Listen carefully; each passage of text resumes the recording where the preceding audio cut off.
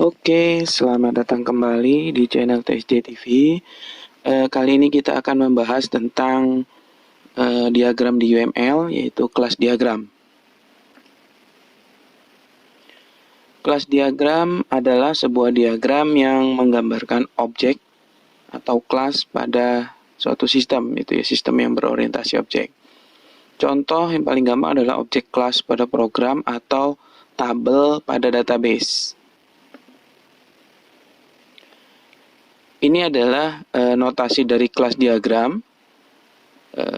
Gambarnya di atas itu kotak. Bagian yang paling atas itu adalah nama kelasnya. Lalu di bawahnya itu adalah atribut kelas. Jadi kelas diagram itu ada nama kelasnya, nanti nama, lalu ada atributnya. Atribut itu adalah ciri dari suatu kelas atau suatu objek. Lalu di bawahnya ada behavior class. Behavior class ini adalah apa yang bisa dilakukan oleh si kelas atau si objek tadi. Bagian bawahnya adalah keterangan atau tambahan bisa untuk menjelaskan maksud dari kelas diagram. Jadi dari sebuah kelas diagram yang wajib ada, yang pertama adalah nama kelas atau nama objeknya. Lalu ada atribut. Atribut tadi adalah ciri dari kelas tersebut.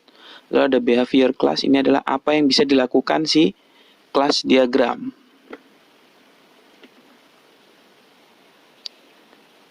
Nanti dikenal ada lagi istilah namanya class icon dalam kelas diagram.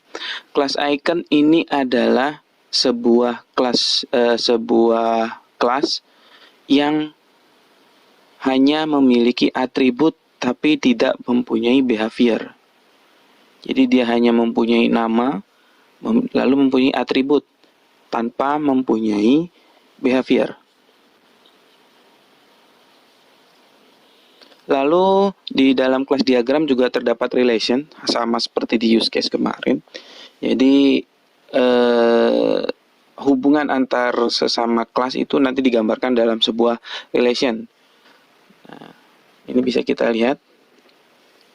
Yang pertama ada beberapa indikator yang bisa kita lihat. Di situ ada yang tanda plus di dalam atribut mahasiswa contohnya. Tanda plus itu adalah hak akses hak akses dari si atribut mahasiswa. Lalu ada tanda 1 titik-titik bintang 1 itu adalah hubungan hubungan dari sesama kelas. Jadi nanti antar kelas itu ada hubungannya. Nanti kita jelaskan di berikutnya. Nah, lalu di tanda plus juga di wilayah itu merupakan hak akses kalau ininya. Oke, mari kita bahas lebih dalam.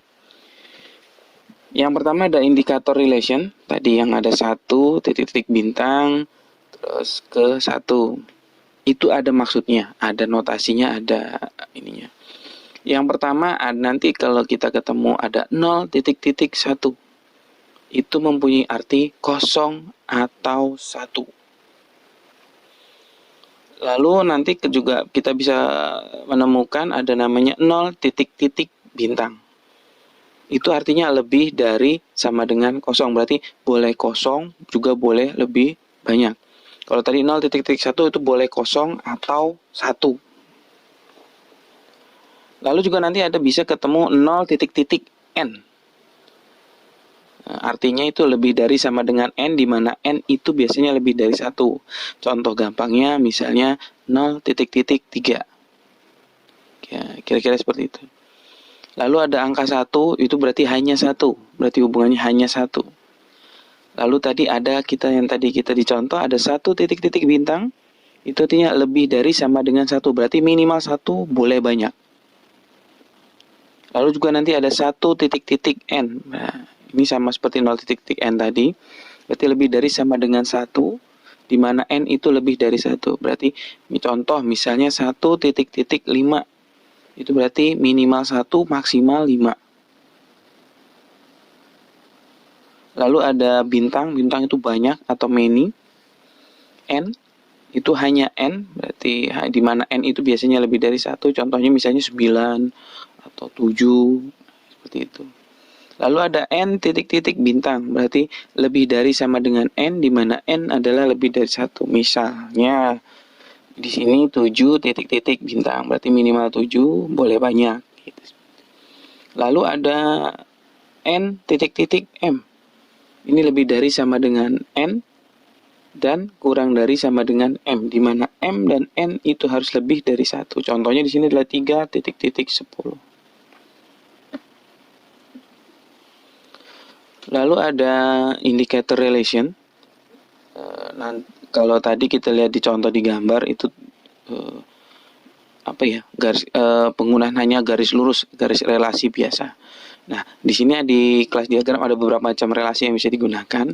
Nanti jika kita ketemu gambar belah ketupat seperti ini yang putih, ini adalah namanya agregasi. Lalu yang warna belah ketupat tapi dia warna hitam, ini adalah kunci gabungan atau composite key.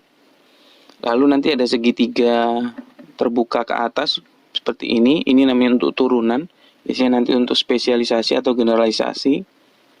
Garis biasa, ini adalah relasi. Garis putus-putus tebal ini adalah dependensi. Garis putus-putus dengan ujung segitiga seperti ini adalah realisasi. Lalu tadi di kelas diagram ada yang namanya tanda plus tadi di sebelah situ. Ini adalah indikator dari variabel, berarti tadi saya sudah jelaskan itu adalah hak akses. Kalau kita ketemu ada tanda plus, itu berarti dia sifatnya public, berarti bisa diakses oleh semua kelas yang ada pada sistem tersebut. Jadi kalau sifatnya public, jadi bisa diakses dari semua kelas. Lalu ada nanti kita ketemu simbol, namanya simbol pagar. Itu bersifat namanya protected, berarti hanya kelas-kelas tertentu yang diizinkan yang dapat mengakses. Lalu ada tanda min, itu private, berarti tandanya private, berarti hanya digunakan di kelas itu saja, tidak bisa digunakan oleh dari kelas lain. Lalu ada tanda dolar, ini sifatnya statik. Lalu ada tanda garis miring, ini drive, ini atribut yang tidak standar yang biasa jarang dipakai. Lalu ada tanda bintang, itu sifatnya abstrak, ini fungsi yang tidak standar. Untuk yang paling nanti kan kita sering ketemukan adalah 3 yang paling atas, tanda plus, pagar, dan tanda min. Nah, ini adalah contoh kira-kira kita mau menggambarkan sebuah kelas diagram berdasarkan dari deskripsi yang kita punya. Misalnya kita wawancara nih, kita mau buat sistem untuk ATM misalnya, ini contoh. Di sini ada statement setiap nomor rekening itu harus memiliki ATM. Nah, kita mau tahu relasi. Kalau kita lihat di sini kan ada nanti yang bisa muncul jadi kelas diagram adalah slide pertama rekening, yang kedua ATM. Hubungan rekening dan ATM itu kalau dari kata-katanya tadi, setiap nomor rekening harus memiliki ATM.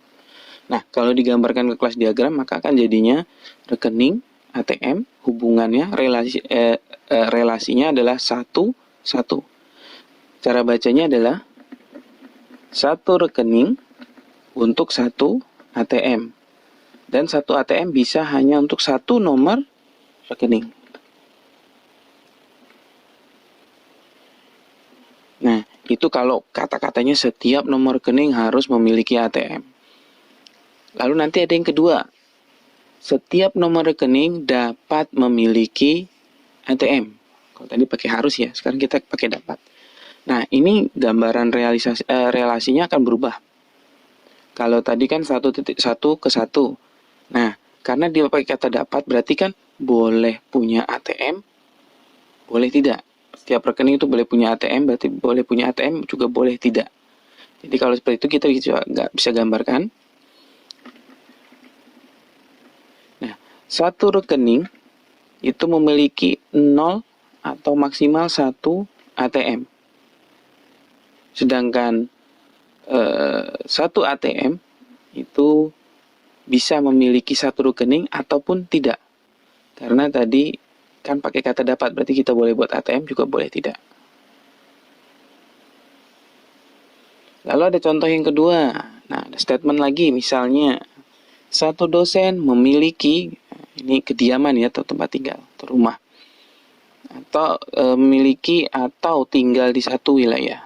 Sedangkan wilayah tersebut bisa saja mempunyai banyak dosen. Kita jangan sampai ini ya. Jadi analisisnya harus tajam. Jadi jangan sampai kita salah menentukan hubungannya. Jadi kita harus pahami dulu tiap kata-kata statement yang keluar dari ini ya. Misalnya dari user gitu.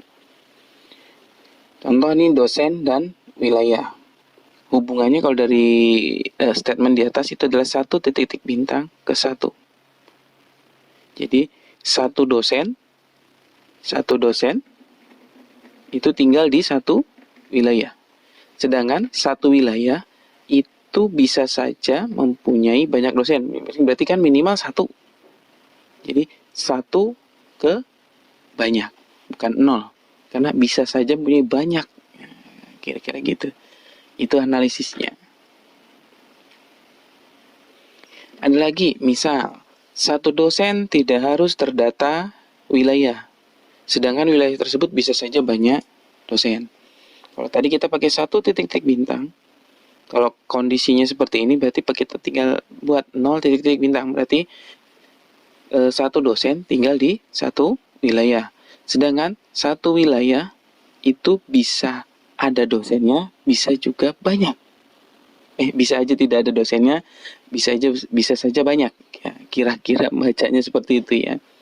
Jadi jangan sampai terkecoh dengan pernyataan deskripsi dari user. Jadi kita harus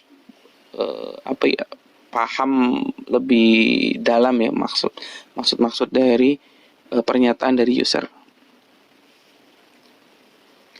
Contoh lagi, ini contohnya many to many association. Nah, misalnya ada seperti ini nih. Satu dosen dapat mengajar banyak mata kuliah, dan satu mata kuliah dapat diajarkan oleh banyak dosen. Kalau kita gambar hubungannya langsung dua, seperti misalnya dosen dan mata kuliah ya tadi, maka hubungannya adalah satu titik-titik bintang ke satu titik-titik bintang. Itu kalau digambarkan ke nanti diterjemahkan jadi sistem itu akan sangat rumit. Programmer akan bingung dia maksudnya ini seperti apa. Nah, kalau kita ketemu many to many association set ini, kita harus perbaiki lagi diagramnya biar lebih jelas. Jadi hubungannya jangan langsung many to many. Nah, sekarang ini kan saya bilang tadi, kita harus analisa ulang. Nah, hasilnya misal seperti ini. Kita tambahkan namanya kelas jadwal. Tadi sudah ada dosen, mata kuliah. Sekarang kita tambahkan jadwal. Kalau kita jadi seperti ini, maka jadi di situ ada dosen nyambung ke kelas jadwal, dari jadwal ke mata kuliah. Kita bacanya seperti ini. Satu dosen bisa mempunyai satu lebih jadwal. Satu jadwal untuk satu mata kuliah. Satu mata kuliah bisa punya satu atau lebih jadwal. Satu jadwal itu hanya untuk satu dosen. Nah, kira-kira bacanya seperti itu kan lebih enak kan dibanding yang tadi kita bingung bagaimana dosen hubungannya dengan mata kuliah. Sedangkan itu adalah ada jadwal ya di situ. Nah, kalau kita sudah analisa ulang seperti ini maka akan lebih jelas. Jadi programmer juga menerjemahkan hasil analisisnya juga lebih gampang. Lalu nanti bagaimana implementasi generalisasi, tadi ada inheritance atau turunan. Kita sudah bahas sebelumnya di use case, apa itu turunan itu ya. Nanti kita akan ketemu namanya induk, anak, parent, child, base, dan sub. Nah, seperti itu. Misal contoh seperti ini. Ini ada 2 atau lebih kelas dapat melakukan berbagai atribut.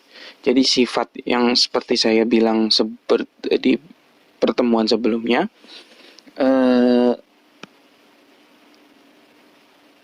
induk berarti ya, berarti induk itu mewarisi sifatnya ke anaknya.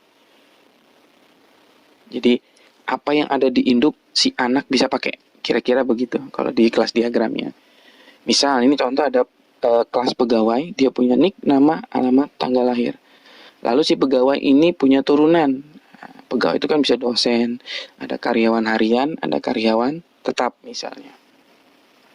Apakah dosen juga bisa punya NIK? Iya, karena dia pegawai. Punya nama, punya alamat, punya tanggal lahir? Iya. Lalu yang membedakan adalah dosen dengan pegawai yang lain adalah dosen mempunyai kode dosen. Misalnya di sini mulai mengajar, lalu ada honor per jam misalnya. Itu yang membedakan dosen dengan pegawai lainnya. Lalu ada turunan lagi, ini contohnya adalah karyawan harian. Dia ada punya nik juga, nama, alamat, tanggal lahir. Tapi dia punya ciri khas sendiri, yang punya dia itu adalah upah harian dan jumlah kerja. Lalu karyawan tetap sama, ada NIK, nama, alamat, tanggal lahir. Yang ciri khas punya dia adalah gaji bulanan. Tadi juga kita sempat lihat ada namanya agregasi dan kompositnya. Nah, ini perlu diperjelaskan. Komposit itu merupakan hasil gabungan yang tak terpisahkan dari kelas lain.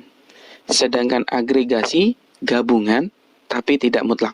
Contoh seperti ini. Ini adalah contoh agregasi ya. Contoh, ada kelas pelanggan. Lalu di bawahnya agregasinya adalah satu pelanggan PLN, satu pelanggan Telkom. Apakah setiap pelanggan PLN harus jadi pelanggan Telkom? Kan tidak. Atau sebaliknya misalnya, pelanggan Telkom bisa harus jadi pelanggan PLN, tidak. Tapi dia bisa digabung karena kan tadi sama pelanggan. Itu adalah contoh dari agregasi. Contoh. Lalu untuk yang komposit, misal seperti ini. Ada kelas tagihan, ada kelas pembayaran. Dia kelas tagihan komposit ke pembayaran. Jadi setiap tagihan kan wajib dibayar. Nah, jadi nggak bisa dilepaskan ya. Jadi pembayaran tetap harus, kelas pembayaran itu muncul bisa karena ada kelas tagihan tadi. Ini adalah contoh dari diagram komposit. Kalau komposit tadi, kita balik lagi. Komposit itu hasil gabungan yang tidak terpisahkan. Ingat ya, hasil gabungan yang tidak terpisahkan dari kelas lain. Kalau agregasi, gabungan tapi tidak mutlak.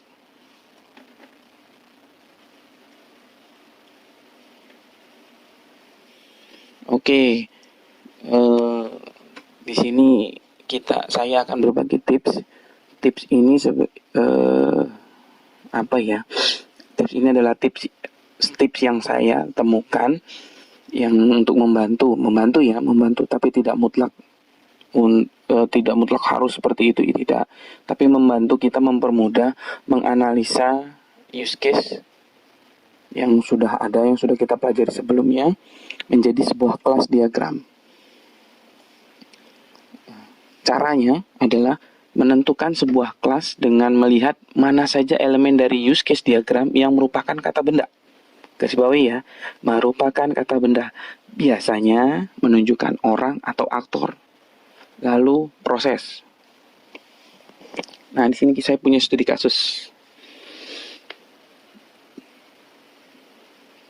Ini adalah studi kasus perpustakaan.